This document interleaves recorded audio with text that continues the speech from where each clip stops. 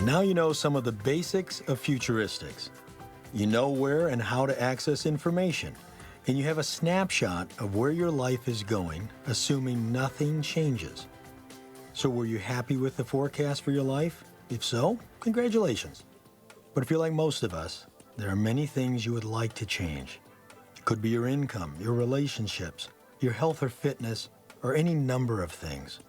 But it is the nature of all of us to want and desire change. During this session, we're going to talk about plotting your future, setting realistic goals, and starting to build the life that you want. Now, I don't believe that you can do anything you want, but I do believe you can do anything you want that is supported by reality. By now, you've probably read or listened to many programs on goal setting and success. On balance, most of them are really good. They instruct you to commit your goals to writing, assign priority to the goals, set dates to accomplish them, create detailed plans on how to achieve them. And you know what? Most people know this stuff. Do you really not know that writing down goals can help accomplish them? Or that what gets measured gets accomplished?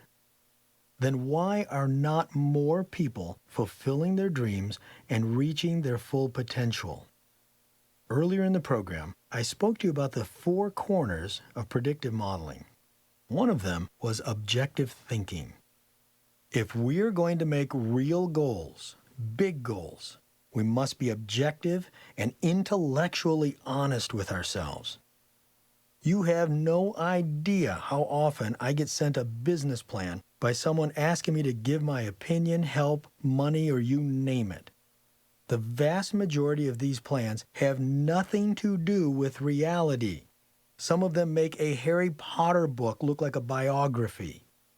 No goal will be achieved if it is not at least reasonably possible. By that, I mean that you must be able to challenge the goal and, more importantly, the steps to getting there. Difficult goals are great. Impossible goals are useless. Is it impossible to win the lotto? No, it is not impossible. But if becoming a lotto jackpot winner is your goal, then you have a problem that this program does not address. Here's a quick example of a goal, and you can determine pretty quickly for yourself if it's a realistic goal for you. Currently, the shortest draft pick for any team in the NBA is 6'2", with the average being even taller. From this, we can conclude that being 6'2" is the cost or the entry point of playing in the NBA. If you aren't tall enough, odds are good it's not a realistic goal. Now, being 7'2" does not guarantee that you will be the greatest player in the history of basketball, however. But it does at least get you past the first and most measurable hurdle, proving you meet the minimum entry point. And it's a pretty objective starting place. You are tall enough or you aren't. In other words, you do not have to be the tallest, smartest, prettiest, richest, or anythingest to be the best at anything or to be successful at what you want to do. But you do have to meet the entry level that reality dictates. In fact, arguably, the greatest player in the history of basketball, Michael Jordan, was 6'2". His achievements and records have never been threatened by infinitely taller players. He did not need to be a giant to succeed or to become the best. He just needed the minimum cost of entry, at least to begin with. He also needed passion, skill, and determination to move past the naysayers. To this point, you can achieve anything you want regardless of what others believe, as long as the goal is based in reality. You must be willing to take any goal that you have, commit it to writing, and develop your plan on what it takes to get there. If it is a business or career goal, we go to the research and data available online. If it is personal, we go to our own history. If it is a health-related goal, we use available science combined with our own health history. If it's about your finances, you look at your work history, your earning history, and so on. Relationship goals are just as measurable. No matter what the question or goal is, there is a historical background to look at to determine if it's a reasonable goal worth pursuing. Next, is our goal realistic? How do we answer this critical question? The NBA example gives you a quick answer, but what about more complex goals? We do it by creating a predictive model for it. You learned the 3 P's and W of futuristics earlier. Forget the W, the wild card, for a bit. Let's take a look at the 3 P's. Whether a goal is realistic or not requires you to plot the 3 P's: possible, probable, preferable. This is our key. Let me walk you through an example of how it could play out, something most people can relate to. You want to earn more money.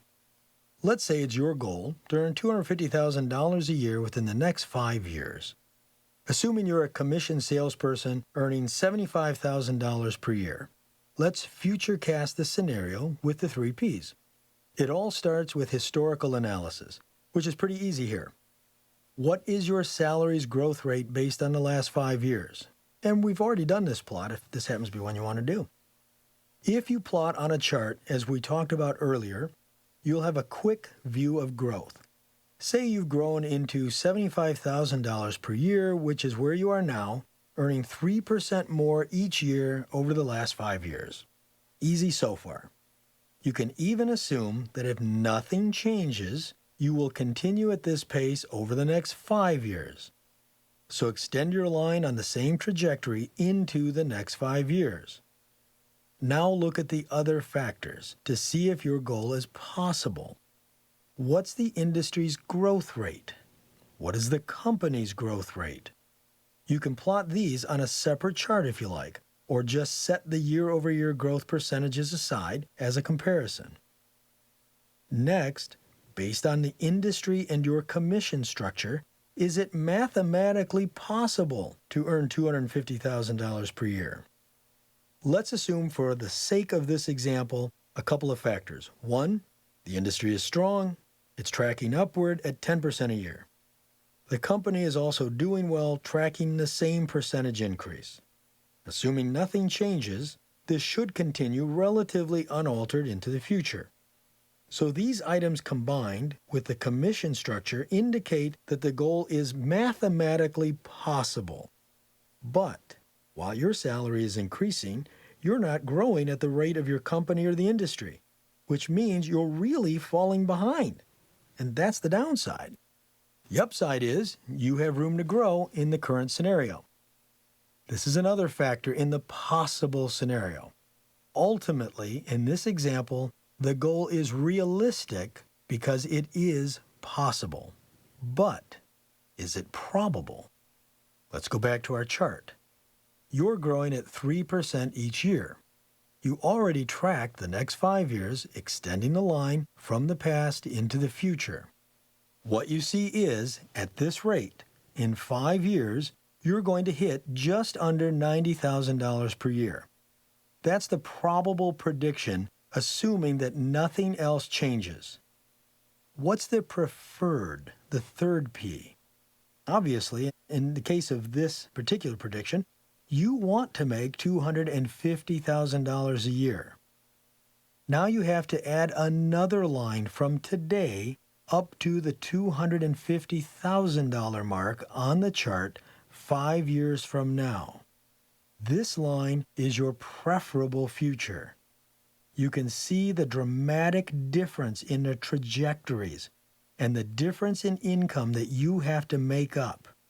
In order to hit this $250,000 goal in 5 years, each year you have to increase your salary by $35,000. We have already determined that the company, industry, and commission rate make this goal a realistic one. But I didn't say it would be an easy one, it's just realistic. And that's it. That's how you determine if any goal you have is realistic. The same concepts apply to whether your health goals are realistic, whether your relationship goals are realistic. Plot the past. Plot the future using the same trajectory, assuming nothing is going to change. Determine if the goal falls within the range of possibility first, probability next.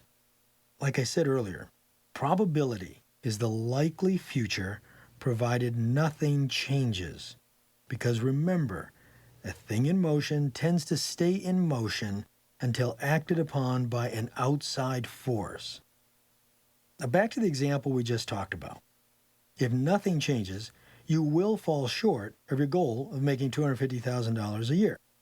So let's talk about those outside forces. Earlier in the series, we talked about where to find information and how to spot trends using various techniques like scan and save. Now I'm going to talk about specific forces and trends and what impact they can have. There are two types of outside forces, those we control and those we do not. Let's start with those that are not in our control. They come in all shapes and sizes and from unexpected places. Not all of these fit every prediction, but some will. You just need to determine the proper questions for you, and learning some examples will help you identify the outside forces. The more you practice, the more intuitive the process will become. Let's start with technological shifts. Ask yourself the question, is there something going on technically that can change the way this event currently unfolds? As an example, 10 plus years ago, I was advising someone in the travel agency business to find a new way to do business or find something else to do. Most people did not see the internet as their competitor. They never believed that people would be willing to sit at a computer and make their own plans. They hung on to the idea that the personal service they provided was stronger. What they failed to see was that the nation in general was moving toward a consumer as free employee model. That is to say, people were doing a lot of the work themselves. This was a fairly easy trend to spot when you think about it. Self-serve gas stations, serving your soda at fast food restaurants, ATM machines, voice commands for telephone support in place of people, products requiring more and more assembly. Much of the cost of labor in conducting business was shifting and continues to shift from the business or even government units onto the consumer. So the shift to researching your travel becomes natural, especially when the tools, the internet, became so widespread and easy to use. Industry trends. The next question is there a fundamental trend changing the way this industry functions? An example? Blockbuster. People love the idea of stopping into a local store and renting movies. But along came Netflix. Blockbuster did not take them seriously for some time, while losing enormous market share to them. Eventually, Blockbuster got into the mail-order movie business, but they were way too late. Another example is AOL, America Online. They owned the dial-up internet business, but never prepared for the eventuality of faster internet, or the consumers would pay basically the same price as dial-up for the added convenience and productivity of high-speed internet. AOL didn't create a model for it, and they suffered tragically. Demographic shifts. This is the question. How will shifts in population affect my forecasts? This can be a decrease or increase in the population in a certain geographical area where you are. Changes in income, race, gender, age, education, or even behavior. As an example, you're considering going to school to learn some new skill or profession. Notwithstanding the issue of passion, which of course is going to be key to enjoying what you're doing, you really want to know if there is a demand for what you are going to learn. Demographic data can help. Who is the most likely demographic or group of people that will use your new skill, service, or product? Where do they live, and are they within your reach? Is this group getting larger or smaller? Geopolitical trends. What is going on in the world and with our own government can greatly affect your future plans. And a lot of people really don't think what happens in government, what happens in the world, really affects them. It doesn't boil down to where my little place in the world is. It does. Here's some examples. Changes in laws can create new opportunities overnight and sometimes wipe them out. So now your question is, are there any changes in laws or government regulations that can affect my forecast? An example would be tax credits. Recently, the federal government enacted tax credits for wind and solar-powered equipment purchases. Consider our salesman example from before. If that guy is selling solar cells, this type of outside force could create a windfall for him and push him ever closer to that goal of $250,000 a year. The opposite would be a regulation that could wipe you out. Back to our example. If you sell credit repair services, legislation that restricts your business could completely destroy your industry, company, and your goal of hitting $250,000 per year. Local and global economic factors. Ask yourself these questions. How will economic issues affect my forecast? Will demand for my product or service diminish or increase? What is the global demand curve for the stock I'm investing in? Economic trends will also be important to understand and to assess risks for several things, from starting a new career to moving to a new city or launching a new business. All of these could be greatly affected by the economy in both positive and negative ways. Competitive factors. This is important not just for business decisions. Certainly, we want to know about any competitors if we're opening or running a business, but it also applies to investing. Are we holding the stock of a company that is about to lose patent protection and face competition for the first time? How about other predictions? Competition can affect us if we're looking at a new career, or even when luring that special someone. Maybe the person that is the focus of your attention has other pursuers. In other words, you need to know your competition in every area all the time. Resource factors. The question to ask yourself here is, how available are the resources I need?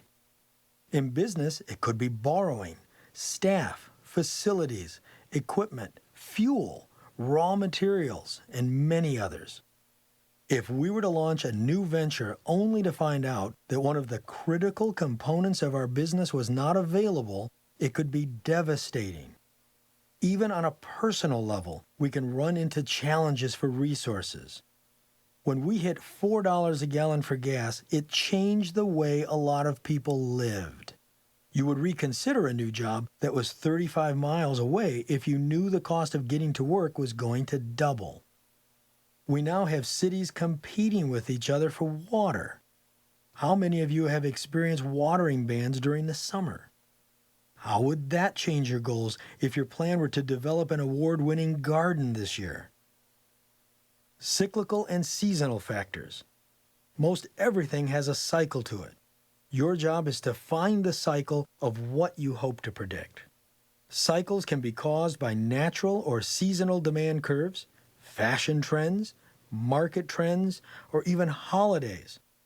If the prediction you're working on is subject to cycles, you better know how they affect you. Health factors. This is a real easy question. Do you have the physical health to accomplish your goals? This is a tricky question too. Some people will assign unrealistic ability to their current health or abilities, where others will not push themselves nearly hard enough. You need to take a very objective assessment of your health, and really all of these factors and questions, and what it will take to reach your goals.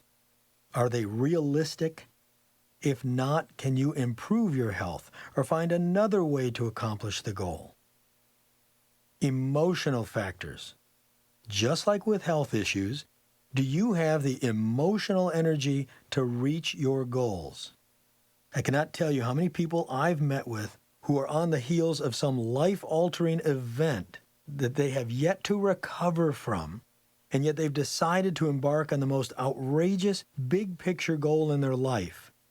You need to have the emotional energy to really do it. Personal actions factor.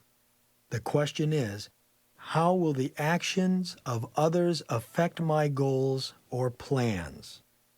Let's say that you've created a future chart on your marriage, and your conclusion is that your relationship is kind of flat. It is not really getting better or worse, but just kind of staying on a flat line. You could say to yourself, this is good enough for me. I'm happy with this. But what if your spouse isn't? What if your spouse comes home tomorrow and says, I'm leaving? All of a sudden, someone else has the power to change your plans.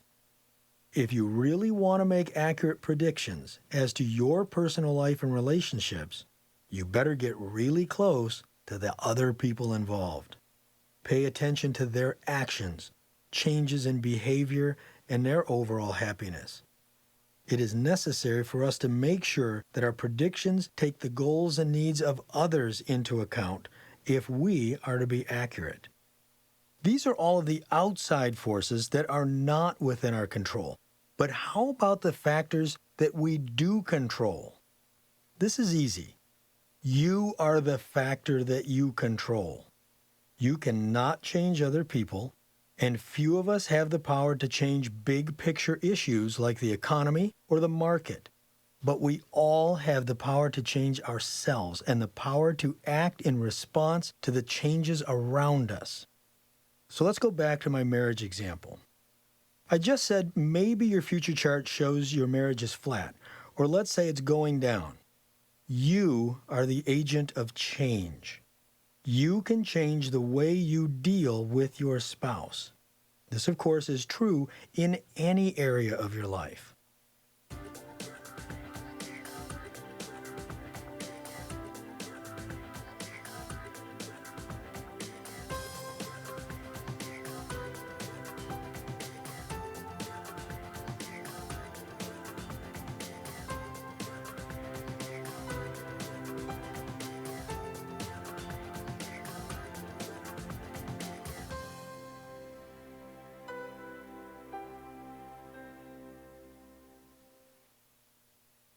Now that we have gathered all this intelligence, what do we do with it?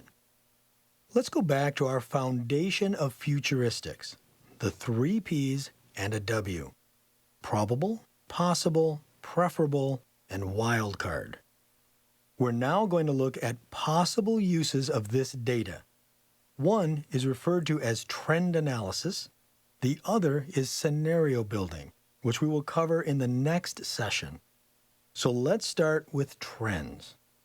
With trends, what we're looking for is what trend is coming. A trend does not have to just be about money or the economy. You could have developed a trend to gain weight or spend too much money.